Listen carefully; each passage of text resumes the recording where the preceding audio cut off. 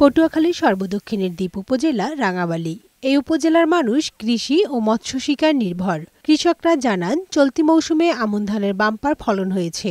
অনুকূল আবহাওয়া, sluice gate উন্মুক্ত রাখা এবং জলাবদ্ধতা না থাকায় এবছর প্রত্যাশার চেয়ে ভালো ফলন পেয়েছে তারা। ফলে হাসি ফুটেছে চাষিদের মুখে। কৃষকরা এখন মাঠে মাঠে ব্যস্ত সময় পার করছেন ধান কাটা মাড়াইয়ের কাজে। সরকারের সংশ্লিষ্ট বিভাগ যদি মাঠ পর্যায়ে মনিটরিং জোরদার করে, তবে ন্যায্য দামে ফসল বিক্রি করতে পারবেন বলে আশা কৃষকদের। এবছর কোনো বানবন্যা না হওয়ার কারণে এবছর ফসলাদি খুবই আলহামদুলিল্লাহ ভালো। আমরা চাই দাম অধিকটা পাই আমরা। চলতি মৌসুমে প্রাকৃতিক দুর্যোগ ও পোকামাকড়ের আক্রমণ না হওয়ায় আমনের ভালো ফলন হয়েছে।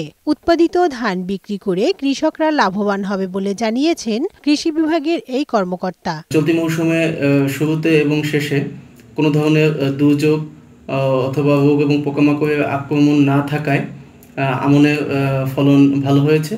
এবছর জেলায় ২৯,১৫০ হেক্টর জমিতে আমন চাষ হয়েছে। কানিজ নুসরাত, বৈশাখী সংবাদ।